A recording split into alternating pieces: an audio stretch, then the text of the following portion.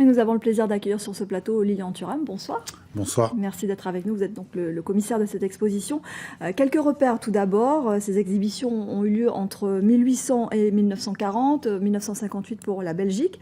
1 milliard de visiteurs, une industrie du spectacle qui finalement a permis aux Européens de découvrir d'autres peuples, d'autres cultures, mais qui d'emblée a totalement faussé l'image et les relations à l'autre.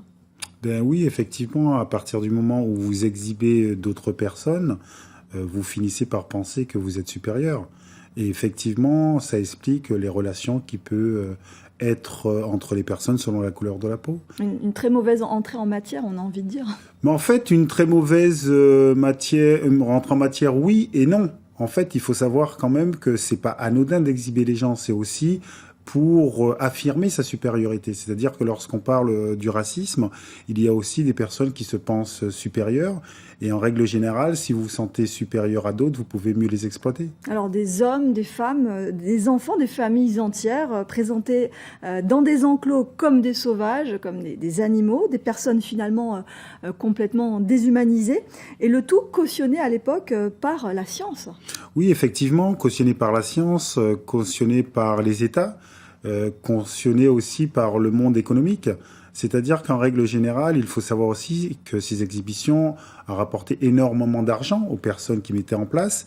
Et encore une fois, c'était une bonne façon d'expliquer pourquoi on colonise d'autres personnes. C'est-à-dire que nous sommes supérieurs à eux, nous pouvons les coloniser et en plus, on apporte quelque chose de positif.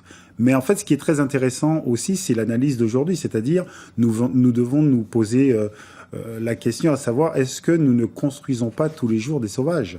Est-ce que, par exemple, la vision que nous avons de certaines personnes selon leur religion, c'est pas aussi les percevoir comme des sauvages? Est-ce que, par exemple, nous, aux Antilles, parfois, on ne perçoit pas des personnes venant par exemple, d'Haïti comme des sauvages? C'est-à-dire que je pense qu'il faut essayer d'aller dans l'exposition, se questionner et peut-être se demander est-ce que chacun de nous n'avons pas intégré un certain discours de supériorité sur d'autres personnes. Alors justement, en rabaissant d'une telle manière ces populations, la France et puis d'autres pays comme la Belgique ont contribué en fait à la naissance du concept de racisme.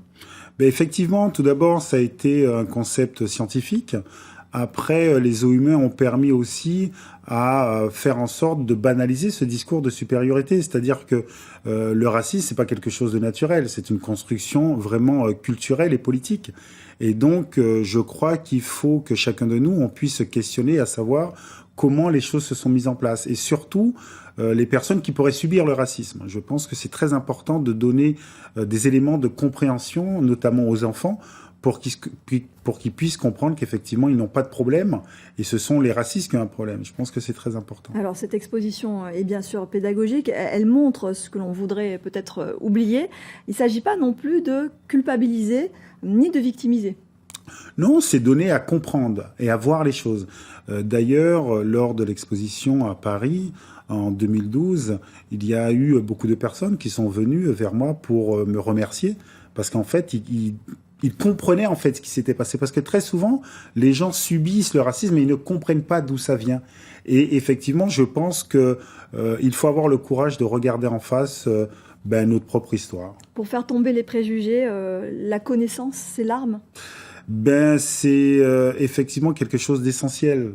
Si vous voulez dépasser, peu importe le problème, c'est déjà comprendre ce problème-là.